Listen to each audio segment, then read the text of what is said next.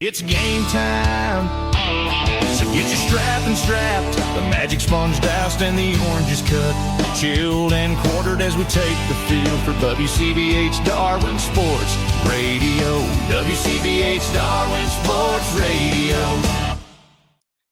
Joining me on the line, as always, is Jono. Good afternoon, Jono. Last weekend was round 11. This weekend is round 12. Let's start with Hawthorn up against the Crows. The Hawks got a win. Yeah, afternoon to you, Cam. Yeah, the Hawks are good. They got away a little bit towards the end of the game. The Crows stuck with them for the best part of it and then kicked a few late to get close, but the Hawks were just a little bit too strong in the end with 9-point winners. And is that it? Is that a line drawn under Tasmania now for Hawthorn? No, they've still got, I think they play another couple there this year, and I believe they've got games there next year, and after next year they're out. Okay. And Richmond 74 defeating Essendon 56 in the Battle of Spoon Bowl. Yeah, Spoon Bowl, or we probably should be calling this one Dream Time of the G, Cam. It's a magnificent spectacle for Sir Doug Nicholls round each year. And again, well done to the AFL who put on a brilliant show. Unfortunately, the Bombers didn't come to the party. Once again, they were pretty ordinary. It didn't help that they had 3 players end up in hospital in the evening and 3 of their better players. But credit to Richmond, the young guns, they stood up and when it counted, they got the job done. And it's probably a little bit early to take it Spoon Bowl. Cast your mind back to our conversation last week. We were talking about the Richmond injury list, and that's why we thought the Bombers might get this one. Yeah. So Richmond, they've overcome that injury list to get the points. Yeah, and I think there were 7 pretty serious injuries that came out of this game. It was quite a bruising encounter. And I think 4 players ended up in hospital, Cam. So both teams had a crack, but yeah, well done to the Tigers. Freo 104, St Kilda 74. That was over in Perth, so 30 points to margin. And again, the Saints did well. They stuck with Freo for the best part of the game, and scores are relatively even, particularly early in the last quarter. But then Freo kicked the last 5 of the game to run out 5-goal victors. So the Dockers, they're marching along nicely. We'll talk about what they've got next up in round 12 shortly. But I think as we stand at present, Cam, they're equal premiership favourites with the Cats. Now, I don't want to buy into the post-Darwin commentary of Suns' struggle afterwards, but they went down by 6 points to the Kangaroos down in Melbourne. They went down by 6 points after leading by 43 during the second. And in that point in time, Cam, and we did speak about this extensively last week, about the Suns' post-Darwin experiences over the last 3 years where they've dropped 3 of their next 4 games in each of those years. They haven't started well this year. They had the game absolutely on toast. And credit to the Kangas, they came out absolutely firing in the second half, and the Suns looked dead on their feet in the last quarter, and it took until after the siren for Cam Zurhaar to kick the goal and seal it for the Kangas. And your Cats, tell me that you tipped them, please, against the Swans. I did, Cam. I tipped them this week. I thought their form was too good not to, and 27 points in the end over the Swans. I didn't attend the game. I watched it on TV, but the Cats did look very impressive, I must say. And Collingwood, 10-point winners over West Coast in Pendlebury's record-breaking 433. But the Eagles, they scared the Magpies. They certainly did, and unfortunately, AFL scheduled these games 15 minutes apart from each other, and I waited until the Cats game finished, and I saw the last 10 minutes of the West Coast Collingwood game. West Coast got within 3 points with about 8 minutes remaining. Collingwood kicked the last 2 goals of the game to win by 10. Unfortunately, with about 4 minutes to go, Jamie Elliott jumped for a mark, landed awkwardly and tore his ACL, so he'll miss the rest of the season. The captain, Darcy Moore, once again went down with a soft tissue injury, and he'll miss a few more weeks, I think 4 to 6 they're saying at present, with a hamstring injury. So they can't take a trick with the injuries there, the Pies. Talk me through that comment that you just made. The AFL scheduling has games on at the exact same time. Yes, and they've done it. They did it on Friday night with Dreamtime at the G, as well as Freo and St Kilda over in Perth. I think they started about half an hour apart, which once upon a time, the Friday night game was a standalone game, which, you know, anyone that's in follows the AFL would be tuned into that game. And then on Saturday, the Cats game started at 4:15 and Collingwood started at 4:30. So particularly with two massive games, well, the Cats game was a huge game because we got two of the best teams in the comp playing each other. And then obviously Scott Pendlebury's 433rd and record-breaking game. I believe Geelong contacted the AFL and requested to move the time of their game so it didn't coincide with the Collingwood game, but the AFL knocked that on the head. This is doing my head in. This is almost like a time machine. This hasn't happened in rugby league for 20 years. Growing up, you know, kickoff was Saturday afternoon or Sunday afternoon, 3 p.m. But once we got to the turn of the century, pay TV, broadcast deals, every game is a standalone game. And Yes. so that not only, well, you go to the game, but for all the people around the country and around the world who are streaming and watching the game, you have something called Super Saturday, 3 games back to back to back. Yes. It is no crossover. How is AFL not operating in this paradigm? I just do not understand it, Cam. I do not get it. And even it came to 7 o'clock Sunday night, and generally there's a game over in Perth. Either it's the Dockers or the Eagles are hosting someone over in Perth, and that didn't eventuate because we had 2 games on the Friday night up against each other, and then the 2 games on the Saturday up against each other. So yeah, I just don't get it. Some of the decisions the AFL are making, we spoke earlier in the year about opening round, and now we're coming up next week, which we'll talk shortly about. The buys are starting again. The scheduling and the fixturing in the AFL needs a really good look at. Well, they'll do me that one. Blues, 92, Port Adelaide, 58, 2 on the trot without Voss. Unbelievable. No, what we were saying last week, the majority of the game is played above the shoulders. Cam, they're all fit as they can possibly be, these blokes, and for the Carlton to come out and get back-to-back wins when they've been as ordinary as they have been in the first 10 rounds of the year, I feel for Michael Voss right now.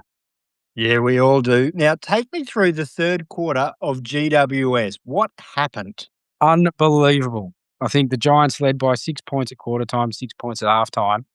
They came out and kicked 14 goals, 2 in the third quarter, which is the equal fourth highest quarter score in the game's history. And they also, with 166 points, the Giants kicked their highest score in their history. It was phenomenal. And particularly for that to happen in the modern game, Cam, 14 goals in a quarter. But not only was it against, I shouldn't say it wasn't against a lowly side. It was Defending premiers. It was against the side that's won the last 2 flags. Unbelievable. Unbelievable. Good stuff to the boys in orange. I still remember you last year absolutely rating them as your grand final smokies, the GWS. Are they coming good just 12 months later? Well, time will tell. They have been smashed by injuries, which we've mentioned earlier throughout the year, but they might be getting a few guys back, dribs and drabs as we speak, and I think their second half of the year might be a little bit stronger than their first. Doggies got home by 3 points against the D's. Yeah, and the D's had every chance. They dropped a mark late, a Langford deep. He had his hand or chest all over it. It was dropped a chest mark in the end. They had their chances, the D's. Well done to the Dogs. They were out by 5 goals and change halfway through the second quarter. So they thoroughly deserved the win. The D's probably could have snatched it in the end, but just made a few bad decisions. So we've got a new ladder leader in the Dockers. The Dockers are up the top, Cam, followed by the Swannies and the Cats. They're the top 3. There's a game separating each of those 3 sides. Then we've got the Hawks, Suns, and the Demons rounding out the 6. And Adelaide, Brisbane, Bulldogs and Magpies, they're in the wild card round. I don't like that little red inverted triangle that's sitting next to the Suns. I do hope we can turn that back to a regular green triangle. Yes, we hope they don't replicate years gone by after their Darwin games. I think as that ladder stands at the moment, Cam, if we're looking into our crystal ball, I can see Collingwood dropping out of that top 10, and I think the Giants might make their way into that. But I couldn't see too many other changes from the top 10 as at the moment. Right, let's jump into round 12. It all starts Thursday night with St Kilda up against Hawthorn. Yeah, Saints and the Hawks, Cam. This should be a cracker. The Saints' form is great without setting the world on fire. They're competitive in games, but they just can't get over the line. And the Dockers is a perfect example of that last week. The Hawks got a much needed win following their debacle the week before against the D's. So they're back in the winner's circle. They're sitting fourth on the ladder for a reason. They're a classy side, and I think they'll be too strong at the Dome against the Saints. Hawks for me, Blues up against your Cats, 15 versus third. Can the Blues go 3 on the trot? I couldn't imagine so, Cam. The Cats are just playing sensational footy.